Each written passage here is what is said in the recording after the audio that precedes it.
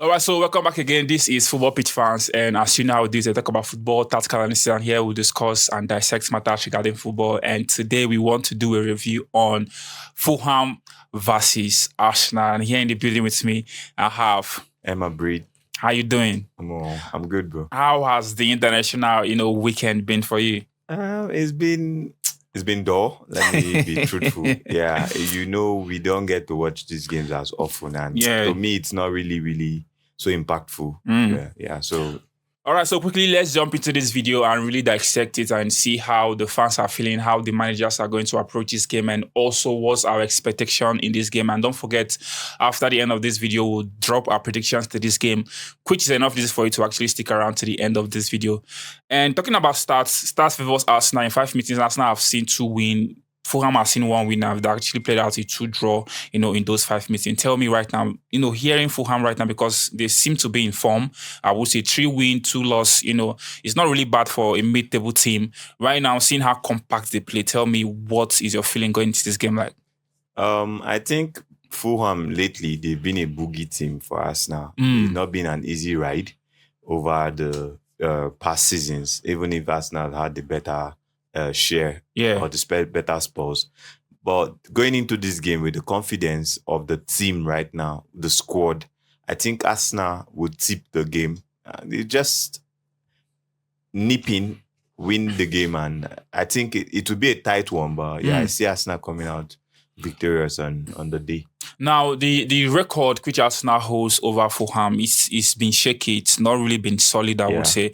And right now, Arsenal seems to be a complete squad, as it is right now. Tell me, this game, what are the expectations, like goals, in terms of goals performance? Because you've actually seen Gokeres not really performing right now. Odegaard injured and all, but the squad depth is there. Tell me, going into this game, how many goals? And what do you think that, okay, if this result is not this way, it's not really fair for you? I think for me, a win is a win, despite of the number of goals that is being scored. But when you say Gyökeres is not performing, I understand that statement because everybody wants him to bang the goal just like Haaland. But yes, he brings a lot into the squad. And like I would say, he's been playing so well lately. In the past 2 games, he's shown what a centre forward would do and will bring into every squad. Now, I believe those goals will come. And this is a game I'm expecting Arsenal to come all out to get the goals. I know we've been this whole conservative with our style lately, but against Newcastle, we showed what the Arsenal team is capable of doing. We didn't get a whole lot of goals, but you could see the XG and the way we played that game. You showed that these guys are all out to score. So against Fulham, a 2-3-0, 3 goals, let me not say 3-0. 2 to 3 goals is enough for a team like Fulham because, like you already said, they're a compact team and they won't just give us that room to score. All right, so tell me, looking at how they really set up, tell me how you feel Arteta will set up this Arsenal side going into this game, because we actually know Fulham to be playing a 3-4-2-1 formation, which is like 5 at the back, I would say. So tell me, what's your fan expected selection for him to really go into this game with? For me, right now, considering the injury to Odegaard and him being away for like 6 weeks, 6 to 9 weeks, it just plays itself. You just play a 4-2-3-1 formation, Bring Eberechi Eze to play as your number 10, a double pivot of Declan Rice and Zubimendi. You can start any of the twins. When I say the twins, Trossard or Martinelli on the right, on the left wing. Saka holds the width on the right side.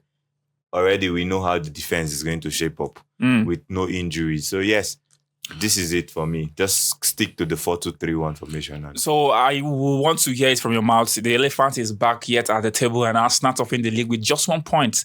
Going into this game week right now, are you expecting the gap to broaden, against Liverpool, or you expect still to maybe a shabby result, one or there, you definitely come down to second this weekend? I think I'll still retain the top 4 at the end of the weekend because I see Arsenal winning against Fulham. Now, I wouldn't want to say it will broaden the gap, but if Manchester United can be so grateful and so good to the Arsenal side by winning. But it's not a guarantee. Like we always say, it's a marathon and not a sprint. So winning on the 8th day of the 8th game does not necessarily mean you're going to win the league. Arsenal would have to play this to the end. But on that day, I see Arsenal winning and still maintaining the top spot come the end of the weekend. Last week, Chelsea did it for you. Wow. Now you are banking on Manchester United to actually do it for you. Is that what it is? I believed, I was so optimistic that Chelsea were not going to lose the game. Winning was a thing I wasn't sure of. But they showed that, because the concern was their defense. And on that day, the defense wasn't so great, but they played like a team. They played like a unit. Yeah. I believe that is a motivation and what's it called again? A pattern down to Manchester United that you too can do this. Amorim, you can do this. You see? So it does not matter if your defense is shitty or not. Yeah. If you can get the goals, you can beat Liverpool.